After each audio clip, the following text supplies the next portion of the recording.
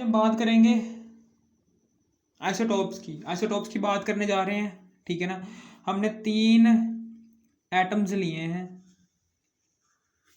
3 atoms लिए हैं। ठीक है ना।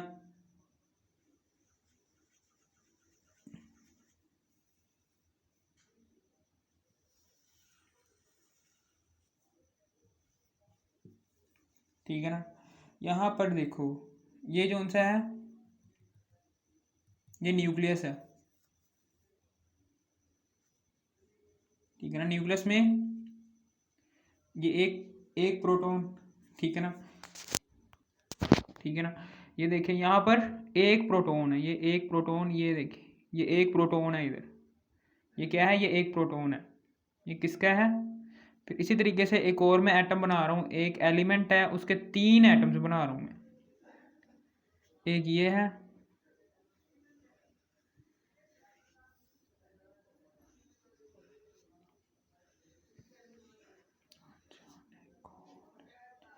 ठीक है ना। यहाँ पर अब इलेक्ट्रॉन सेम ही है, एक ही इलेक्ट्रॉन है। ठीक है ना। इधर भी एक ही इलेक्ट्रॉन है, तीनों एक एलिमेंट है हाइड्रोजन। हाइड्रोजन का एक एलिमेंट है, उस एलिमेंट के हमने 3 आइसोटोप्स बनाए हैं। एक ये है, इसमें एक इलेक्ट्रॉन है, एक प्रोटॉन ये है, एक प्रोटॉन ये है, ये प्रोटॉन, और ये एक न्यूट्रॉन ये है। इसी तरीके से अगले में 2 प्रोटॉन ये नीचे आ गए। ठीक है ना। और ऊपर क्या है? ये एक प्रोटॉन ये है।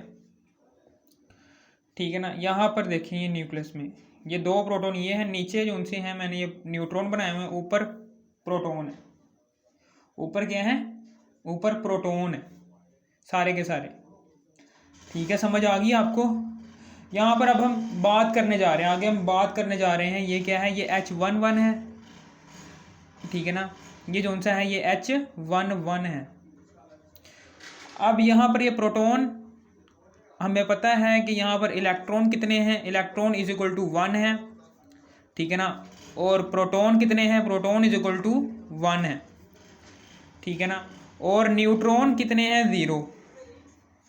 और इधर देखो, यहाँ पर इलेक्ट्रॉन जो से हैं ये 1 है, प्रोटॉन भी 1 है, और न्यूट्रॉन भी 1 है। यहाँ पर देखो, यहाँ पर इलेक्ट्रॉन 1 है, प्रोटॉन कितने हैं? प्रोटॉन भी 1 है, और जबकि न्यूट्रॉन कितने हैं? न्यूट्रॉन 2 हैं। ये नीचे 2 न्यूट्रॉन है ना। नीचे कितने न्यूट्रॉन है? 2 न्यूट्रॉन है। तो अब हम क्या करेंगे? ठीक है ना। अब हम इस न्यूट्रॉन की कीमत कैसे, हमने यहाँ पर न्यूट्रॉन जो उनसे हैं वो हमने कैसे पता चला है कि न्यूट्रॉन इतने ही होंगे इसमें? हमेशा याद रखना कि जो सा एटॉमिक नंबर होता है ना, वो always equal to the proton number. यानी कि इलेक्ट्रॉन, किसी भी एटम के अंदर जितने इलेक्ट्रॉन होंगे उतने ही उसके न्यूक्लियस में प्रोटॉन होंगे। यानी कि आप कह सकते हैं कि atomic number is equal to proton number is equal to electron की तादाद। यानी कि इलेक्ट्रॉन की तादाद से भी आप एटॉमिक नंबर का अंदाज़ा लगा सकते हैं, प्रोटॉन की तादाद से भी एटॉमिक नंबर का अंदाज़ा लगा सकते हैं। ठीक है, समझ आ गई आपको? ये था। फिर इसी तरीके से यहाँ पर, ठीक है ना, समझ आ गई। अब हम आगे एटॉमिक मैस फाइंड करने जा रहे हैं। Atomic mass is equal to atomic number में प्लस करेंगे न्यूट्रॉन नंबर। अब ये न्यूट्रॉन जो सा होगा ना, ये न्यूट्रॉन की तादाद हम निकालने जा रहे हैं पहले इसकी, H11 की। ये क्या है? ये ऊपर ये H है, ये भी H है। ठीक है ना। यहाँ पर ऊपर क्या है? ऊपर एटॉमिक मैस आता है, हमेशा याद रखना, ऊपर जो सा है वो एटॉमिक मैस आता है, और नीचे एटॉमिक नंबर आता है। ये नीचे मैंने एटॉमिक नंबर लिख दिया। ठीक है ना, समझ आ गई? ये है। ठीक है ना। ये ऊपर एटॉमिक नंबर है, ये एटॉमिक मैस है ऊपर। ठीक है ना। हमने जी जो सा है, G always equal to proton number और इलेक्ट्रॉन नंबर, इसलिए हम जी जो सा है वो इसका क्या होगा? जी इज इक्वल टू होगा इलेक्ट्रॉन की तादाद प्रोटॉन की तादाद एक ही है, यानी कि जी इज इक्वल टू 1 होगा इसका। अब हम निकालने जा रहे हैं एटॉमिक मैस।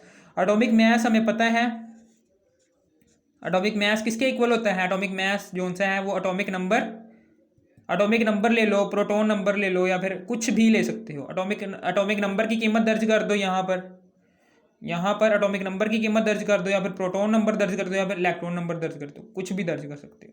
यानी कि एटॉमिक नंबर, प्रोटॉन नंबर और इलेक्ट्रॉन नंबर एक ही चीज़ है। इलेक्ट्रॉन से भी आप एटॉमिक नंबर का अंदाजा लगा सकते हैं, प्रोटॉन नंबर से भी आप एटॉमिक नंबर का अंदाजा लगा सकते हैं। एटॉमिक नंबर की डेफिनेशन क्या होगी कि किसी भी एलिमेंट के एटम के न्यूक्लियस में मौजूद प्रोटॉन्स की तादाद को कहते हैं एटॉमिक नंबर, या फिर किसी भी एलिमेंट के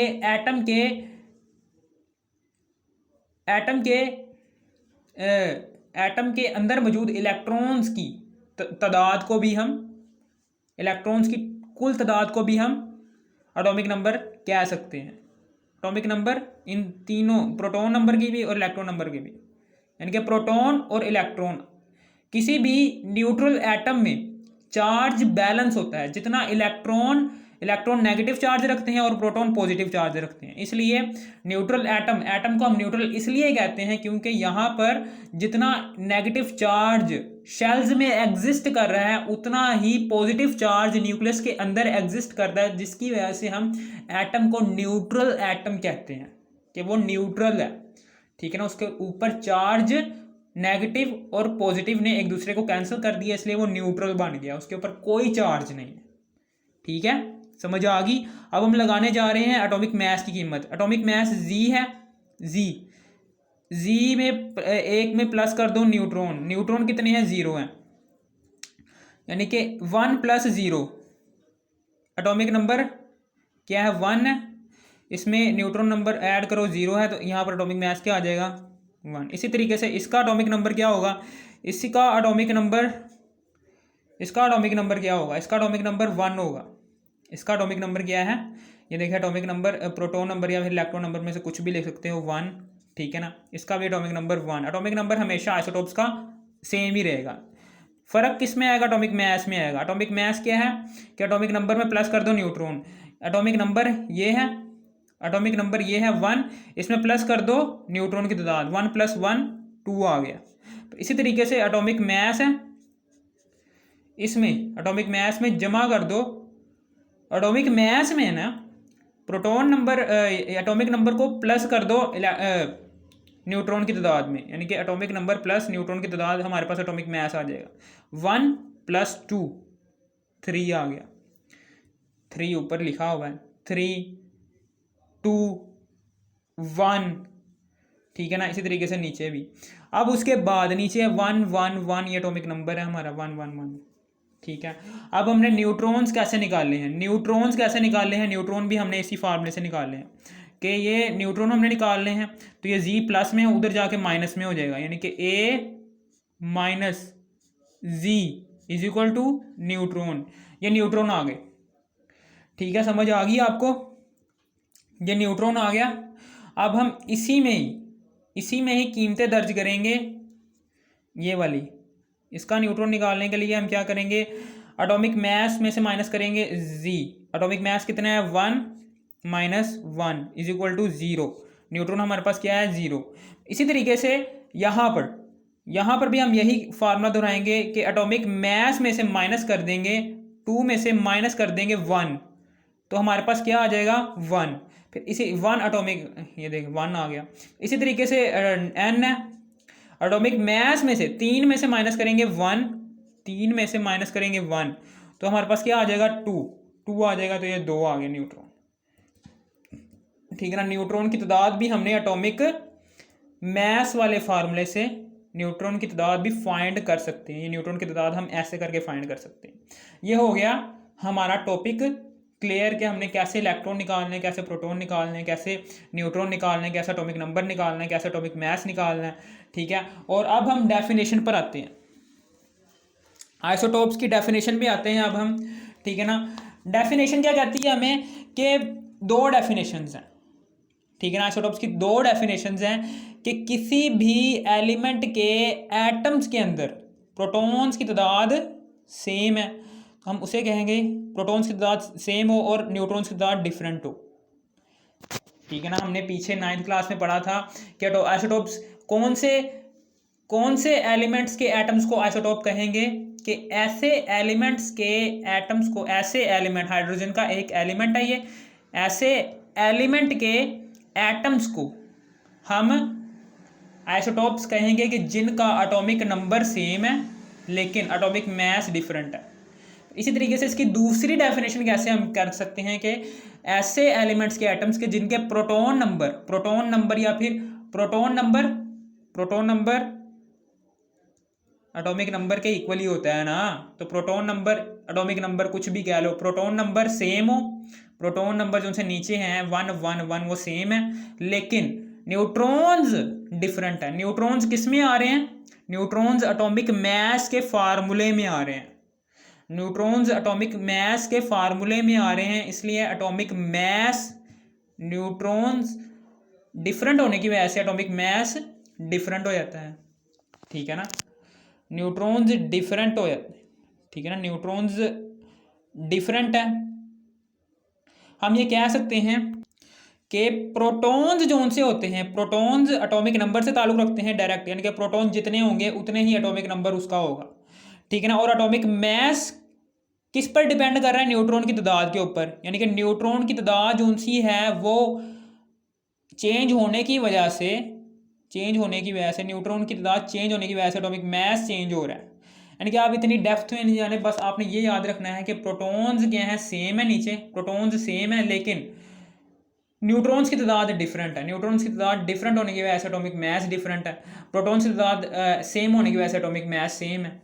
ठीक है, इस तरीके से आप इसकी डेफिनेशन दो तरीकों से कर सकते हैं, एक ये तरीका है और एक ये तरीका है।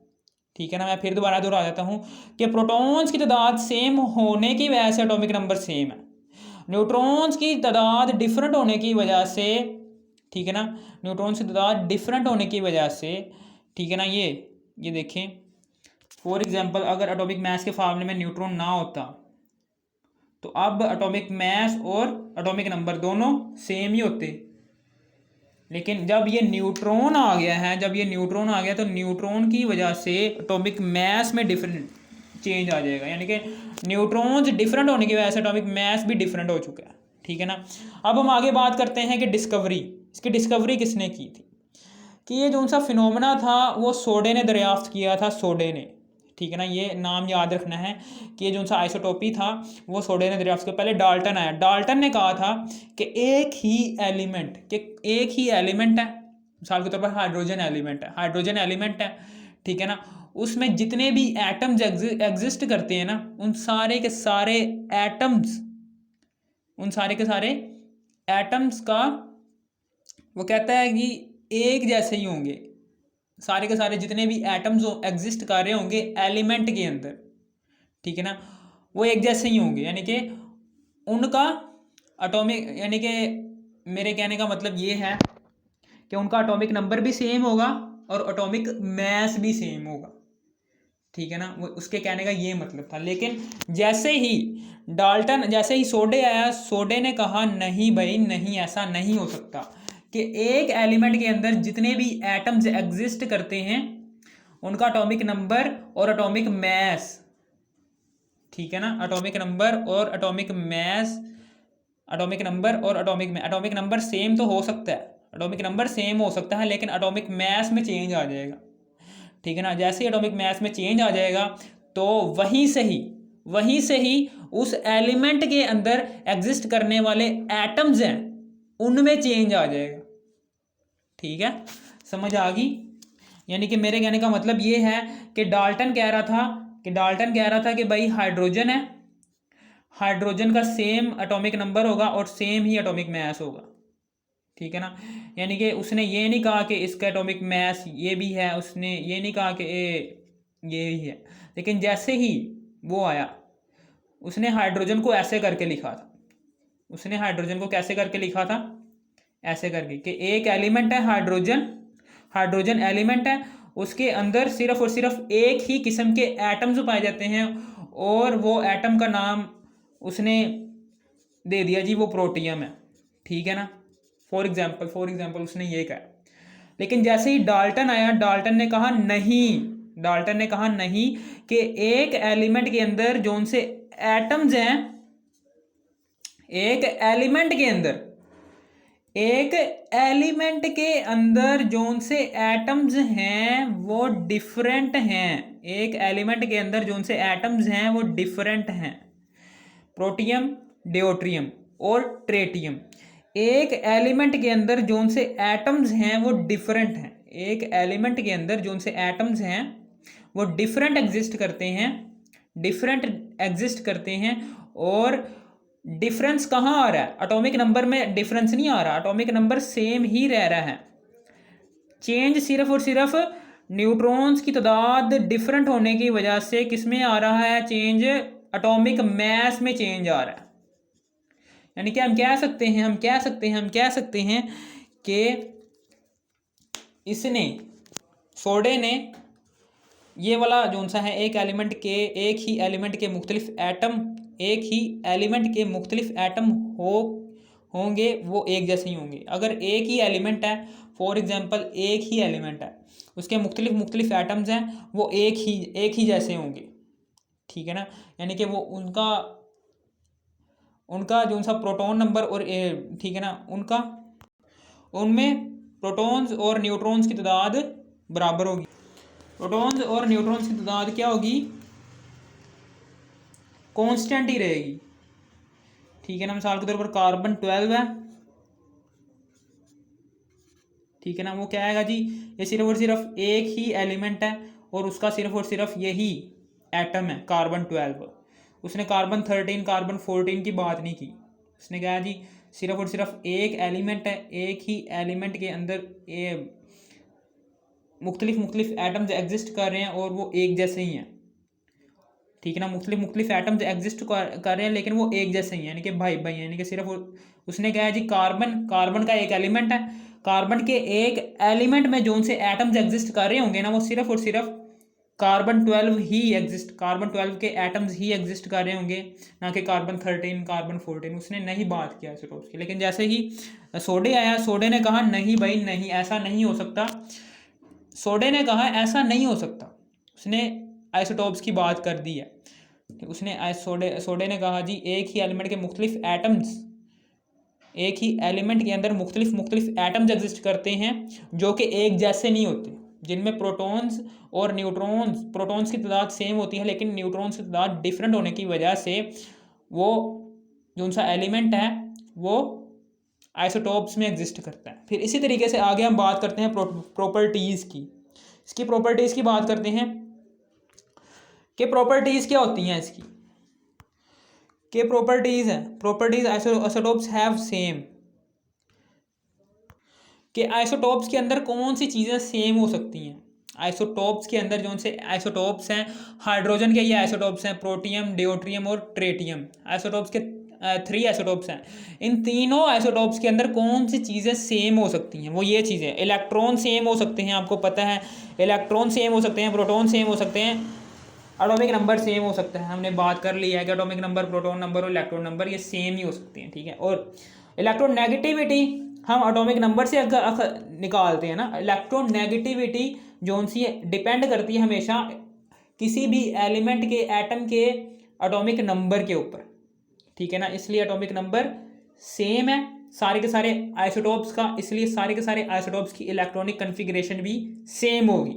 इसी तरीके से position in periodic table, hydrogen है, हाइड्रोजन के एक एलिमेंट की जोन सी पोजीशन है पीरियोडिक टेबल में, वो यहाँ पर करके एग्जिस्ट करता होगा, ऐसे इधर करके एग्जिस्ट करता है। ये हाइड्रोजन का एटम इधर ही, हाइड्रोजन का एक एलिमेंट बस उन्होंने इधर ही बनाया। इसके तीनों आइसोटोप्स की बात पीरियोडिक टेबल में नहीं की, सिर्फ और सिर्फ हाइड्रोजन एलिमेंट की बात की है, वो सिर्फ और सिर्फ शुरू में लगाया हुआ। इसलिए हम कह सकते हैं कि आइसोटोप्स की जो उनकी पोजीशन है वो उनके एलिमेंट की जगह फिक्स होने की वजह से उनके एलिमेंट आइसोटोप्स जो उनसे हैं वो एक एलिमेंट में एग्जिस्ट करने वाले एक एलिमेंट है, वो 3 किस्म के एटम्स में एग्जिस्ट कर सकता है। एक एलिमेंट 3 किस्म के एटम्स में एग्जिस्ट कर सकता है, ठीक है ना। तो वो एलिमेंट की जगह पीरियोडिक टेबल में एक होने की वजह से आइसोटोप्स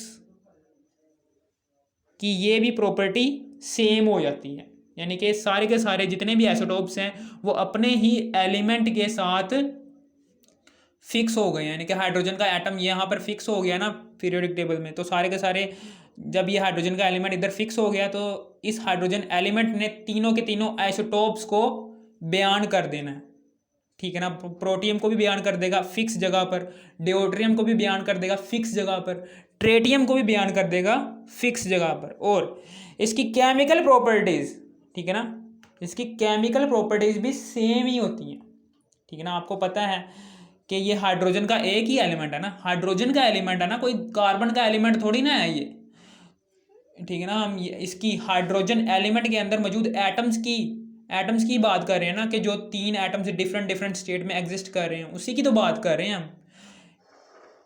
हाइड्रोजन के अलावा कार्बन की थोड़ी ना बात कर रहे हैं, कार्बन की अलग केमिकल प्रॉपर्टीज है, हाइड्रोजन की अलग है। इसलिए हम हाइड्रोजन एलिमेंट की बात करते हुए उसके अंदर मौजूद एटम्स की बात कर रहे हैं, उसके अंदर मौजूद हाइड्रोजन एलिमेंट के अंदर मौजूद मुख्तलिफ एटम्स के प्रोटियम, ड्यूटेरियम और ट्रेटियम की ही बात कर रहे हैं, कोई और बात नहीं कर रहे हैं हम, ठीक है ना। समझ आ गई? यानी कि आप कह सकते हैं कि एक एलिमेंट की बात कर रहे हैं तो एक एलिमेंट जोन सी भी केमिकल प्रॉपर्टी, जोन सी भी प्रोडक्ट बनाएगा, वही प्रोडक्ट उसके आइसोटोप्स भी बनाएंगे, उसी एलिमेंट के आइसोटोप्स भी बनाएंगे, क्योंकि हमने वो सारे के सारे आइसोटोप्स किस एलिमेंट से ताल्लुक़ रखते हैं, एक ही एलिमेंट से ताल्लुक़ रखते हैं, उसका नाम क्या है, हाइड्रोजन। तो इसलिए सारे के सारे आइसोटोप्स की केमिकल प्रॉपर्टीज अपने एलिमेंट जैसी ही होंगी। जोन सा हाइड्रोजन, यानी कि जोन सा ये H है, ये प्रोटियम है, जोन सी ये केमिकल प्रॉपर्टी, जोन सी ये प्रोडक्ट बनाएगा किसी दूसरे केमिकल रिएक्शन के दौरान, सेम केमिकल रिएक्शन के दौरान ये ड्यूटेरियम भी वही प्रोडक्ट बना रहा होगा, और सेम केमिकल रिएक्शन जो इन दोनों ने एक ही प्रोडक्ट को इस्तेमाल करते हुए किया है, वही प्रोडक्ट जब आप ट्रेटियम के साथ रिएक्शन करवाओगे, सेम रिएक्टेंट, यानी कि एक रिएक्टेंट इन तीनों को सेम रिएक्टेंट्स के साथ रिएक्ट करवाओगे ना, तो जो सी प्रोडक्ट बनेगी वो तीनों में सेम बनेगी, क्योंकि तीनों का ताल्लुक एक ही एलिमेंट के साथ है, और एक ही एलिमेंट के साथ ताल्लुक रखने की वजह से उसकी केमिकल प्रॉपर्टी भी सेम हो जाती है। फिर इसी तरीके से आइसोटोप्स हैव डिफरेंट, आइसोटोप्स जो से होते हैं वो डिफरेंट प्रॉपर्टीज, यानी कि आइसोटोप्स के अंदर डिफरेंट क्या चीज़ें हैं, एक तो न्यूट्रॉन डिफरेंट है, ठीक है ना, न्यूट्रॉन डिफरेंट है ना, एक न्यूट्रॉन डिफरेंट है, दूसरा ये है कि एटॉमिक मैस डिफरेंट है, न्यूट्रॉन डिफरेंट है ना, ये देखें कि atomic mass is equal to Z+N, neutron different होने की वजह से एटॉमिक मैस डिफरेंट हो गया है, न्यूट्रॉन डिफरेंट है, एटॉमिक मैस डिफरेंट है, न्यूट्रॉन भी डिफरेंट है, एटॉमिक मैस भी डिफरेंट है, ठीक है ना, और इसकी फिजिकल प्रॉपर्टी क्या है, वो भी डिफरेंट है, ठीक है। फिजिकल प्रॉपर्टी हाइड्रोजन, इन तीनों की फिजिकल प्रॉपर्टीज भी डिफरेंट होंगी। यानी कहने का मतलब क्या है, फिजिकल प्रॉपर्टी कैसे डिफरेंट होगी, फिजिकल प्रॉपर्टी कहते हैं किसे हैं कि जो आंख से देखकर हम बयान कर सके, ठीक है ना, जो हम आंख से देखकर किसी भी एलिमेंट के आइसोटोप्स के बारे में बता सकें। हमने माइक्रोस्कोप में देखा प्रोटियम को, इसके न्यूक्लियस को देखा, इसके न्यूक्लियस में एक प्रोटॉन एग्जिस्ट कर रहा है। फिर इसी तरीके से हमने ड्यूटेरियम को देखा, ड्यूटेरियम के न्यूक्लियस को देखा माइक्रोस्कोप के नीचे, तो इसके अंदर 2 प्रोटॉन्स एग्जिस्ट कर रहे हैं, ठीक है ना। फिर इसी तरीके से हमने ट्रेटियम को देखा, ट्रेटियम के न्यूक्लियस में देखा, इसके अंदर एक न्यूट्रॉन एग्जिस्ट कर रहा है, इसके अंदर 2 न्यूट्रॉन एग्जिस्ट कर रहे हैं। ये क्या थी, इसकी फिजिकल प्रॉपर्टी थी जो हमने आंख से देखकर बयान की है, ठीक है ना। यानी कि इसके अंदर तो न्यूट्रॉन है ही नहीं, इसके अंदर ड्यूटेरियम के अंदर 1 न्यूट्रॉन एग्जिस्ट कर रहा है, जबकि ट्रेटियम के अंदर 2 न्यूट्रॉन एग्जिस्ट कर रहे हैं, जिसकी वजह से फिजिकल प्रॉपर्टी आंखों से देखकर जो उनसे बयान की गई चीज़ है वो तीनों की डिफरेंट है, इसलिए फिजिकल प्रॉपर्टी क्या है, आइसोटोप्स की डिफरेंट होगी, ठीक है ना। इस तरीके से हमारा ये हो गया क्लियर। और इसकी एग्जांपल्स भी हैं, इसकी क्या भी हैं, इसकी एग्जांपल्स भी हैं। मिसाल के तौर पर hydrogen has 3 isotopes, protium, deuterium और tritium. Carbon has 3 isotopes, carbon 12, carbon 13 और कार्बन 14। ऑक्सीजन हैज़ 3 आइसोटोप्स और निकल has 5 isotopes. Calcium has 6 isotopes और टिन जो सा है उसके 11 आइसोटोप्स हैं। ये जो सा है ये एमसीक्यूज में बहुत दफ़ा आया हुआ है, टिन 11 आइसोटोप्स हैं, ठीक है ना, बहुत दफ़ा आया हुआ। हाँ, हो गया हमारा आज का टॉपिक क्लियर। अगर आपको इस वीडियो की समझ आ गई हो तो इस वीडियो को कर दो लाइक और subscribe. Thanks for watching me.